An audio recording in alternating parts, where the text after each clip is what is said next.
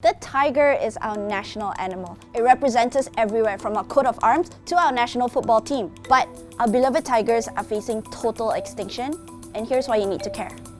Malaysia plays an important part in keeping up the world's tiger population. We're one of only 14 tiger range countries where tigers roam free, or free for now. Malaysia and Thailand are the only two natural habitats of the Malayan tiger, but lately, things have been taking a downward spiral. We had an estimated 3,000 tigers in the 50s, but by 2008, that figure had plummeted to 500. So the Wildlife and National Parks Department, or Perhilitan, collaborated with wildlife NGO coalition MyCat to come up with the National Tiger Action Plan. This plan, which is scheduled to last till 2020, aimed to double that population to 1,000. Today, not only are we nowhere close to reaching that target, we actually have less tigers than when we started that action plan. It's now estimated that we have under 200 tigers left in the wild. And according to Water, Land and Natural Resources Minister Dr. Xavier Jayakumar, we're facing our tigers being completely wiped out in 5 to 10 years. So, how did it come to this? Well, for starters, the tigers are losing their homes. Between 2011 and 2017, Peninsular Malaysia lost 100,000 hectares of forested land. And what forest we now have left is becoming increasingly fragmented. Plantations, highways and logging, among other types of development, have removed many of the forests that connect two of our main tiger habitats, the main range of Banjaran Titiwangsa and Taman Negara.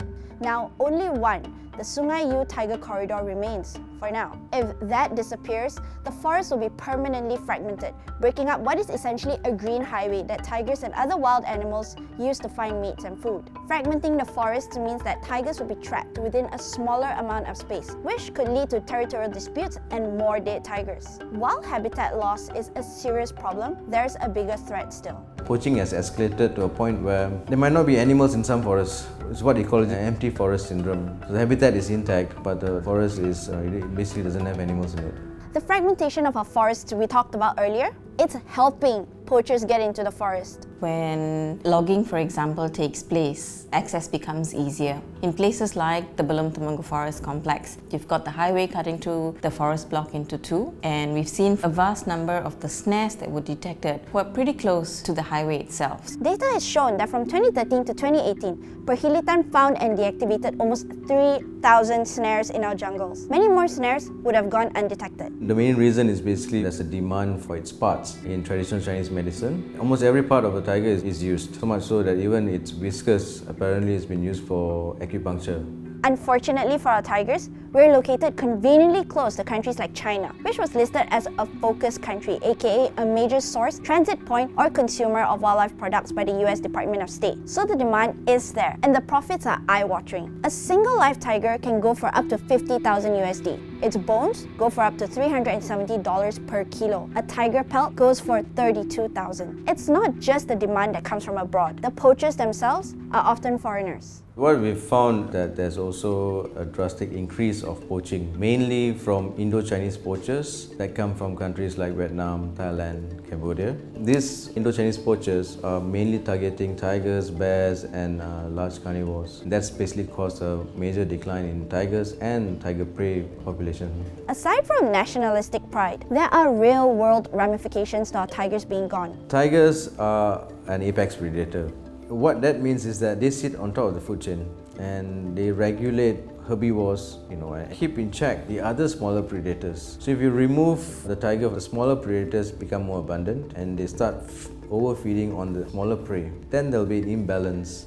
And efforts to save the tiger would also save their habitats. That means saving the environment for us humans. According to a 2017 WWF report, millions of people get clean water thanks to preserved tiger habitats, which also provide disaster risk reduction against flooding, tidal surges, and landslides. The list goes on, but you get the idea. The good news is, the tiger population can be rehabilitated. Studies have shown that if left in optimum conditions, the population can triple within one human generation. In fact, a couple of years back, our worldwide population actually increased for the first time in about a century. That's due in part to countries like India and Nepal's efforts towards tiger conservation. Nepal, in fact, is close to doubling its tiger numbers from 120 to 235 after establishing the National Tiger Conservation Committee and Wildlife Crime Control Coordination Committee. Here's some great news. Perhilitan is trying to tackle this this issue by both putting boots on the ground and pushing for amendments to beef up the Wildlife Conservation Act. These amendments include increasing the penalties for illegal wildlife trade and poaching and making it mandatory for wildlife impact assessments to be made before any development is done in the forest. It has also launched Ops Belang,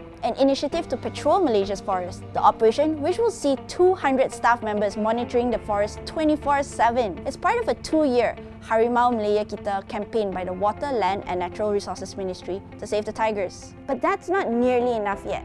Dr. Jayakumar reckons we would need about 2,000 rangers to properly patrol our forests because rainforests are a dense and challenging landscape. To reach that figure, the ministry has gotten the police force on board to help its rangers with patrolling, apprehending poachers and disarming snares, and is currently in talks with the army for more bodies.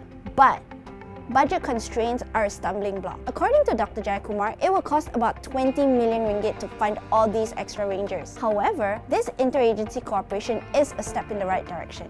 So India and Nepal, for example, set up a National Tiger Committee, chaired by the Prime Minister, the highest political will. Because they had such a committee, that they were able to convene the different ministries and look at tiger conservation in a holistic manner. It just provided a platform where the different ministries could come together and figure out solutions of how they could look at resource allocation or better policy decisions. And so this is what we're trying to do as well in Malaysia. We are hoping to get Malaysians to rally and to be a voice for tigers. And that's where you come in. Petition your MP to get more political will behind a multi-ministry tiger committee. You can also report any dodgy behavior like poaching or illegal wildlife trading to NGOs like Traffic or to Perkhidmatan itself on its special hotline. We really do hope that Malaysians will try and be part of a national effort to save what is on the national emblem. We've reached that really critical point that if we don't invest everything we have to save the tigers today, we are going to lose the tigers in a very, very short time frame.